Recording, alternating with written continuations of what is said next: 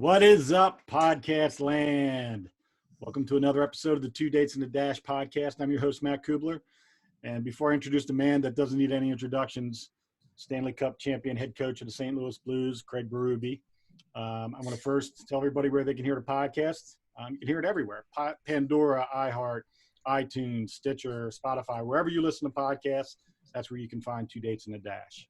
The show is brought to you by E4 Strength, my company. We are, when you own your own company, you can sponsor your own podcast. E4strength.com is the website. E-Force is the world leader in eccentric strength training technology. We allow you to overload the human body in the eccentric way, which is holding and lowering of weight. If you can overload the body with more weight than it can lift, you're going to tear more muscle fiber and create more new muscle.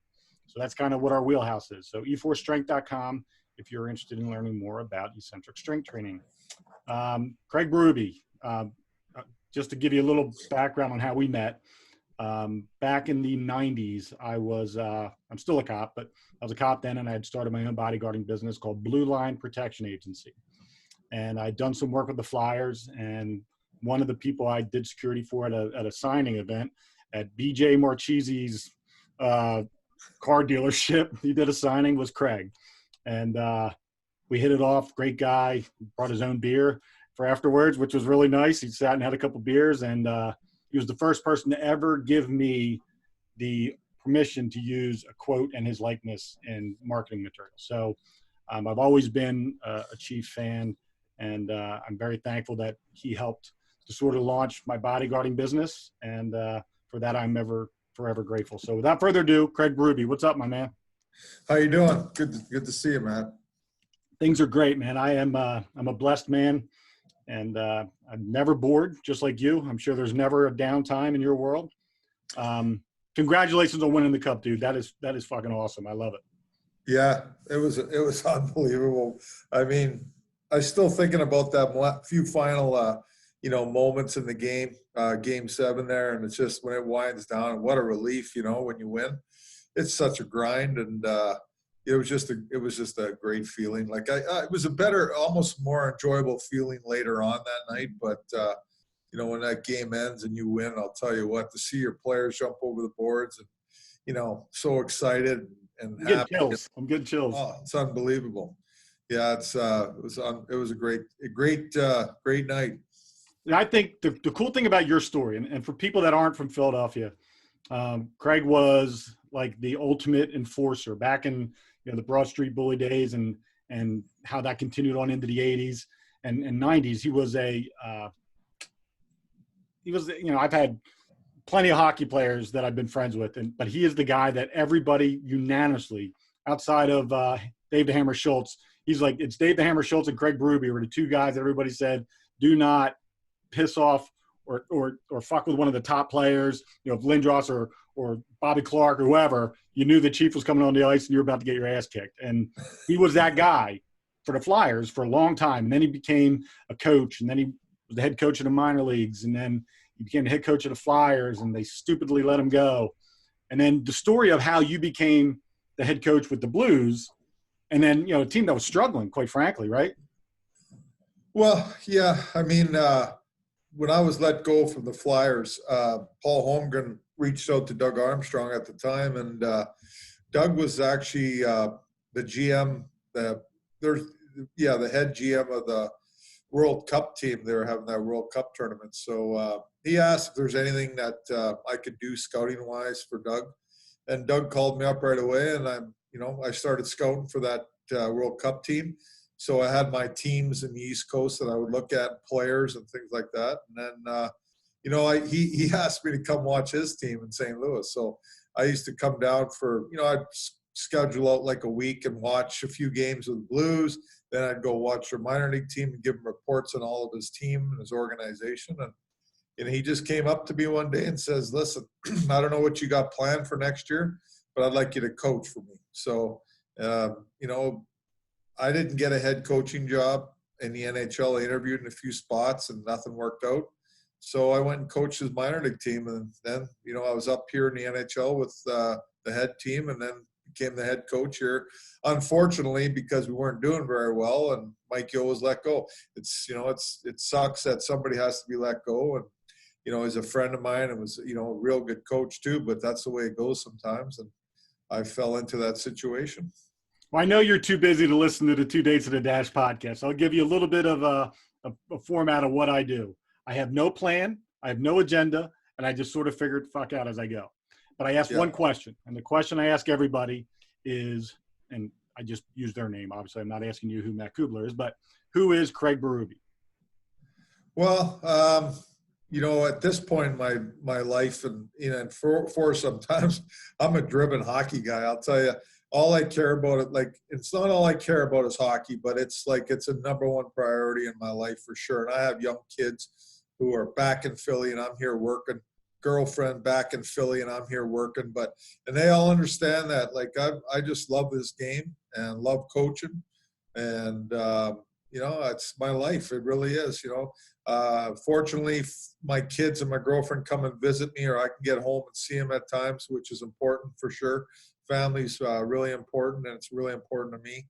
But I'm a hockey guy. I'll tell you what. On every off nights, I'm watching a game somewhere. Having a couple beers, watching a game. It doesn't matter what game either. I just love the game. I love sports in general, but hockey's my passion in my life right now. I asked you this question off the air, but I want to ask you for everyone else. There's Philly gets a bad rap for sports as a sports town. We threw snowballs at Santa Claus and the battery incident. There's all kinds of negative storylines about Philadelphia hockey fans, and then conversely, I remember back when Harry Callis and Whitey were doing the broadcast for the Phillies. They would always talk about the Cardinals, where it was passionate fan base, but they're very Midwestern. They were very nice people. They said excuse me and thank you, and it's just a different type of mentality. Going from obviously one extreme to the other, is there comparisons between the two, and is there a distinct difference between the fan bases? There is comparisons, and they're different. So I think they're both passionate, sports towns. Philly for sure. I'll tell you what, they don't mess around there. If they feel like they want to say something, they'll say it. They don't care who, if they're hurting your feelings, they're hurting the players' feelings, the coaches' feelings. They don't care. They want to win. That's all they care about is winning and hard work. I think if you go into a Philly sports town as a player and you don't look competitive enough and you don't look like you're hardworking enough or care enough, you're going to get it. They're going to give it to you. They'll pick you out any day of the week, and they're going to get on you about it, because that means a lot to them. When you care and you show you care and you're a highly competitive player and you're a hard-working player, that goes a long way in that town. And you can get away with not winning if you're showing those things on a nightly basis. They're okay with that part of it. But if you're not giving that, you're gonna get it from the fans in Philly for sure. And I think here, they're just as passionate here in a different way. They show it in a different way. It's amazing to me, just in this city now, walking around, how people come up and thank me for the cup. I'm like, I didn't give you the cup. I mean, the team went out and played and they won the cup. They did a great job, the players, but they're just so thankful for everything. And it's a different mindset here. That's all. But I think their passion is just as equal as, an Eastern, Philly, New York area sports town. So that's how I view it. It's the heartland of America. So you kind of, it's got an all shucks kind of feel to my best friend lives in Missouri, out about an hour and a half outside of Kansas City. And I went out there and it was like a totally different world being there than at home. I mean, the way they how quickly they drive, how fast they walk, the way they talk, their mannerisms, everything's just a little bit more all shucksy homes. Like everything's just fine. And I like that. There's got to be yin and yang and everything, right? Oh, definitely. It's just more laid back here, Philly area, East Coast area, it's go, go, go, rush, rush, rush. Where are we going? A lot of energy, here people are more laid back. They're not in such a hurry, just more relaxed. It's just the mindset that they have. And, I think that they approach their sports teams the same way, I was fortunate enough here. I've been to a bunch of Cardinal games. I met the guys, met the manager, Mike Schilt, great guy, and players, great players like Yadier Molina and stuff like that. They're huge hockey fans too, and they come to a lot of games. So we have a real good relationship with the Cardinals here, which is fantastic. And I love baseball. I can go to watch a baseball game every day, you know. And so it's awesome to go to the games here and watch the Cardinals play. And they're a competitive team, which is good too.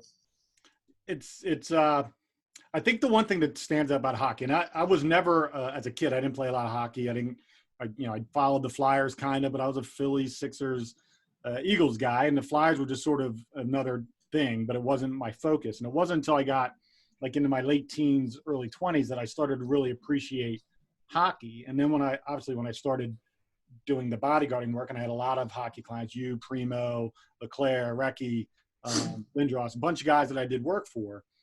And I remember I went to Recchi's house one time for, and I don't know if it was his daughter's christening. I don't know. There was something that happened. And you guys all sort of lived within a hand grenade of each other. And it was like your best friends all got together. And, you know, the wives are connected. They're all friends. The kids are all friends. The guys are all chugging beers in the basement watching sports. It was like a normal life. And it was totally different than any other athletes that I've ever been around, is because they were relatable. And I think that's what makes hockey such a cool sport, to where as a fan, you don't feel as if there's this huge gap between the player and the fan. It's almost like you kind of can know each other. Does that make sense? Yeah, no, I agree for sure. I think it's a real close-knit group in the hockey world. You know, it's amazing to me, like even the players on other teams, and like they're all together almost, and they play against each other and compete against each other at a high level all the time. But, you know, they all know each other and they're all friends. It's amazing to me. But, you know, just on our team, we got a real close team here. And like you said, you know, the players go out in the community here and do so much stuff for hospitals and just different things all the time. They're around fans all the time. They associate with the fans all the time. They're great guys. They really are. I can't speak for all the teams in the league. I can only speak for our team. And we got a fantastic group of men here that are, you know, very, very, very good to the community. They do so much for the fans here, and they care about all that stuff. It goes a long way. It's a great character thing too. I believe that we have great character and leadership on our hockey team. That's why we're successful. I think you have to have a high character people and leadership to win. If you don't, you will not win. And we definitely have it here. So we're lucky.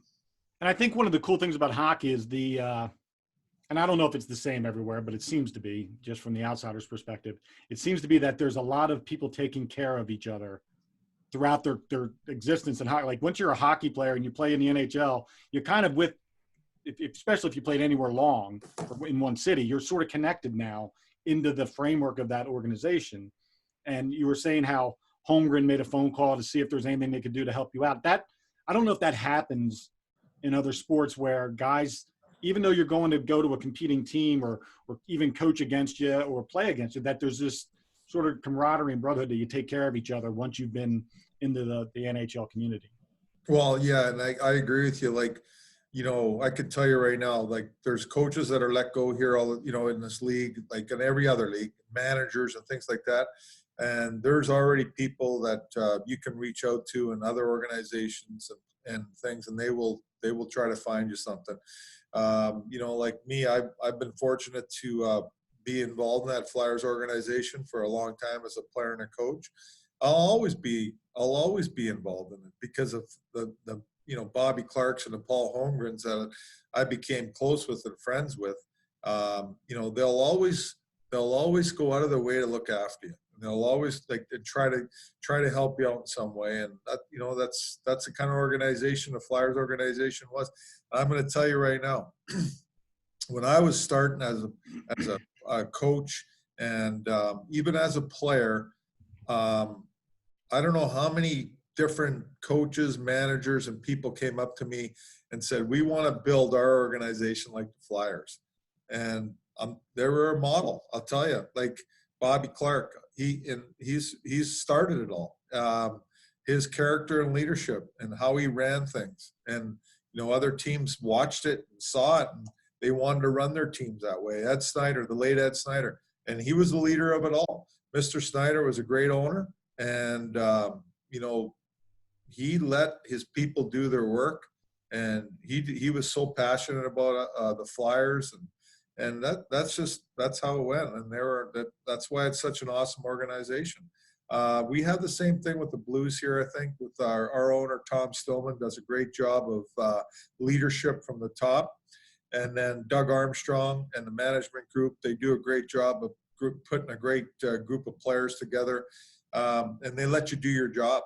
And that's the key. I mean, it just trickles down, with the leadership.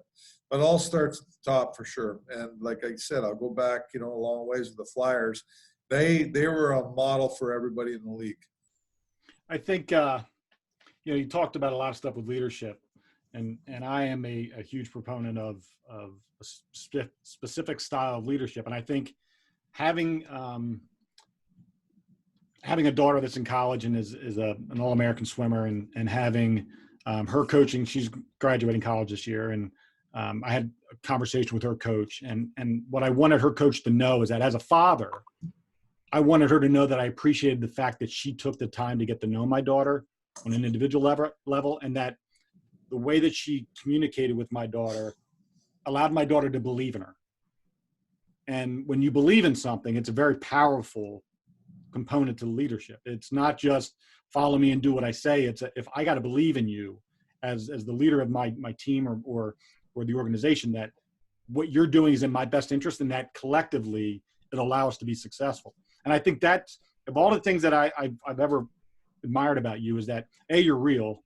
You're like a normal guy that just talks and drinks beer and hangs out and is just normal. But you also have the ability to inspire others to want to be part of what you're doing. And I think when I watched you when you were with the Phantoms, and then when you were with the Flyers on the interim basis, and then now with the Blues, the thing that has never changed is that I believe your players believe in you. And I think that's a huge component to success. Well, it is. I think, as a coach, you got to show, like you said, you got to go to each individual at some point and talk to the individual about what you think of them, where you think, he can get better, what you think he has to do to get to this level, and show the belief in him. And you got to give him that opportunity too. And the other thing is the same thing goes for the team, and show them belief in the team, and constantly telling them, what kind of a team they are, how good they are. I mean, we do a lot of that here.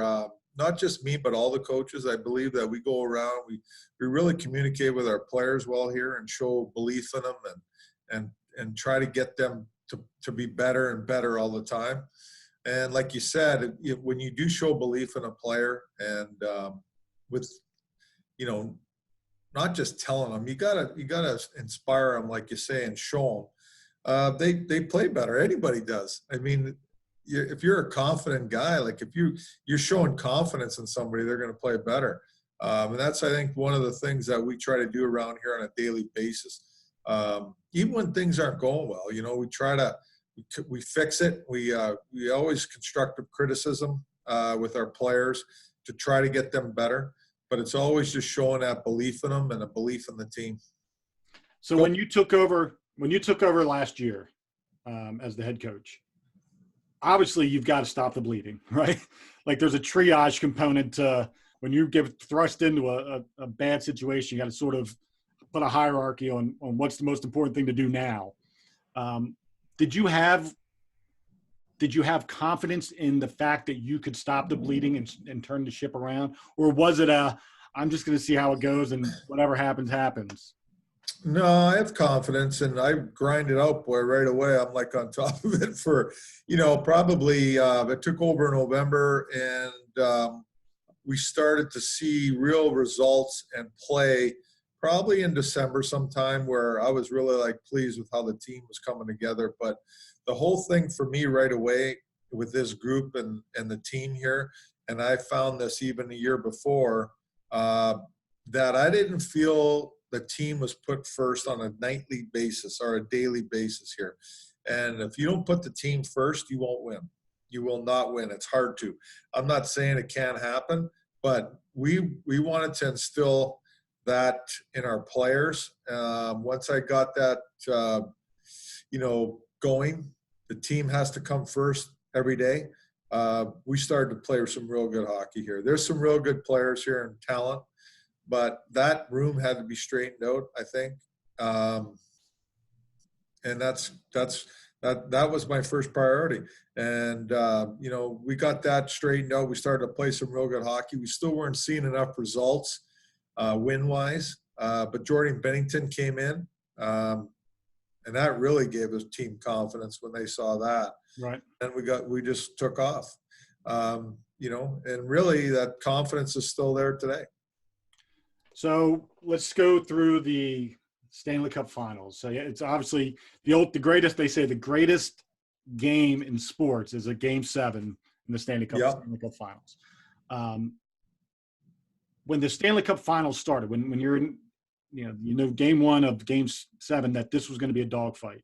Did you have that confidence in knowing that if given 7 games, you were going to outlast them? Well, I mean, I think that we already had that going for us. We played Dallas the 7 games. That was a great series, tight series. I mean, all our series were fairly long. Winnipeg was 6. San Jose was 6. So we were pretty dialed into playing a long series. I thought in Game 1 in Boston, I really liked our game. We should have won that game. We let it slip away on us. I don't think we believed that, where we were a little bit, we were a little bit in awe. Right. And we got out to a lead in that game, and I really liked our game, but we let it slip away. And we won Game 2. I knew we were right there. And I knew it was going to be a long series. It was going to be 7 games. There was no doubt in my mind. It was going 7 games. And it was just going to be a grind. They were a good team. I think that the referees,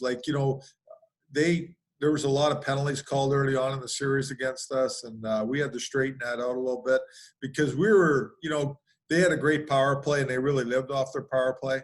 And I thought that if we could dial in the discipline and get the penalties out of our system, we'd be okay. We were the least penalized team in the playoffs. So it was kind of weird that we were getting all these calls against us, but that's the way it goes, and once we got that down, we were in good shape. We weren't taking penalties. They weren't going to go on a power play. I thought that, we could outlast them. And I thought we did. I mean, Game 7 is Game 7. They had a power play there early on. We chucked a puck over the boards, and they had some good opportunities, but Bennington was great. And we got that first goal. That switched everything around right away. And I could really feel the momentum switch. And we got that second goal with 7 seconds to go in a period. That's a killer. That's a tough one for them. And then we just finished them off. So I've never won anything in my life, not even a scratch-off ticket. So I don't know what the euphoria of winning feels like. What was the first thought? Because, I mean, you've been in hockey for a long time, and you've been through, highs and lows as a player and highs and lows as a coach. And you did win with the Phantoms, right? Yeah. Yep. So you'd been at the pinnacle on the minor league level. What was the first thought that went through your head when you said, I finally won the Stanley Cup? Well, yeah. I don't know if that thought came right away. We were jumping around that bench, everybody hugging each other. We were so excited. I don't know what kind of thoughts were going through my head. But when I walked onto that ice and, everybody's out there congratulating each other and everything, I mean, for me, the one thought that came to my mind was all I could ever think about when I either as a player or coach winning the Stanley Cup was just bringing that cup back to my hometown in Canada because, my family and, my friends and everybody there, and I live in a little tiny town. I'll tell you what, they love hockey more than anything, and they watch it.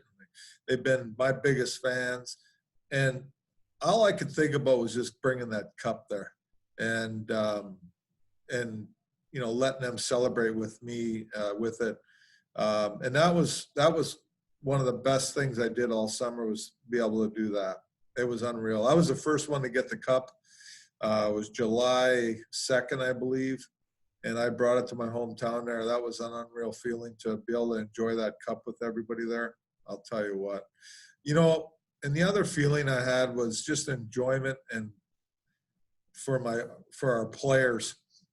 Like, that's the satisfying feeling I get as a coach, to watch those guys celebrate and win a cup, and how excited and happy they were for each other.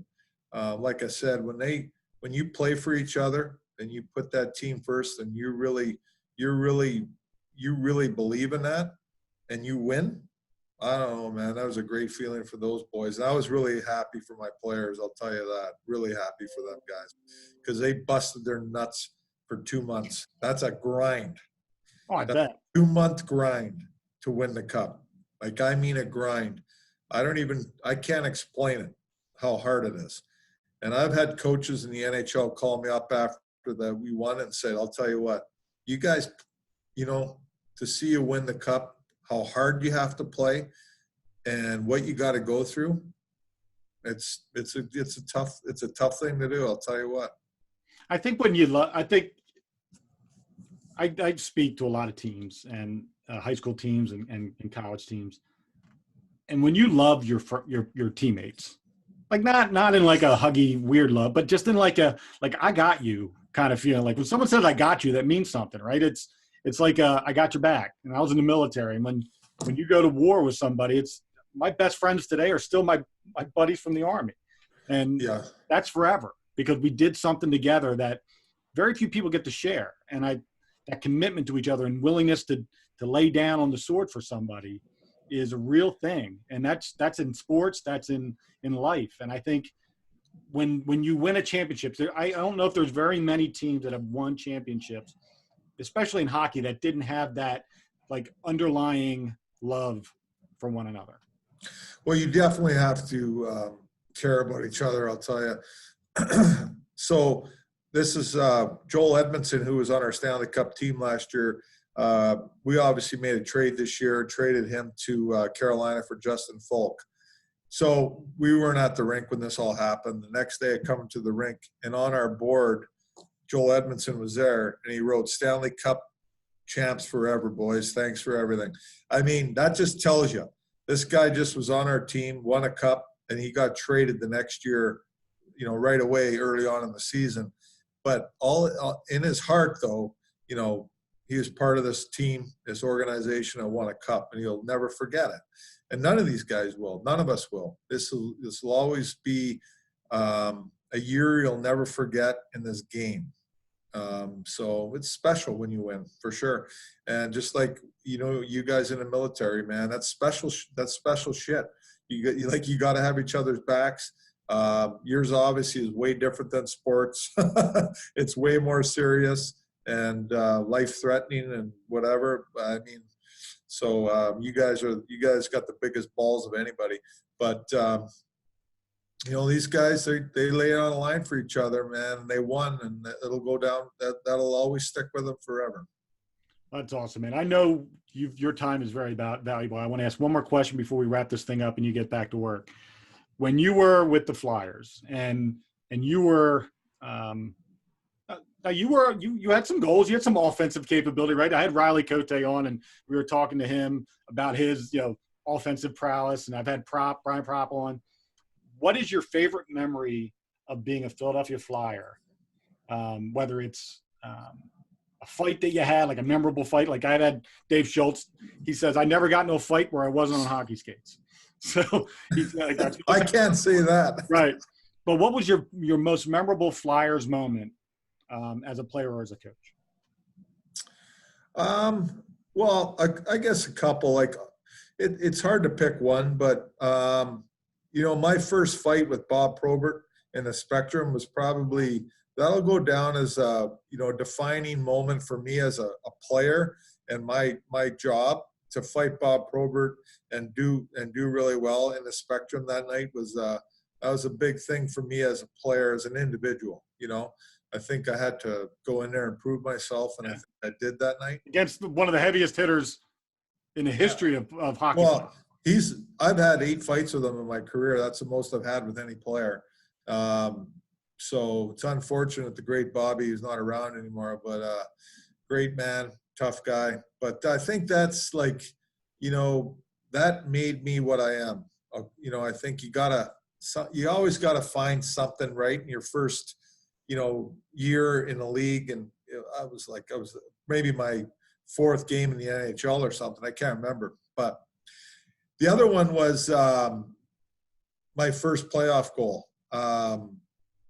You know, as a Flyer, like in the playoffs, I think, you know, anytime you score a big playoff goal, I scored one against the New Jersey Devils. It was game 4, I believe. I think it was scored the game-winning goal. You know, that was a big thing for me too, to be able to score, you know, a playoff goal.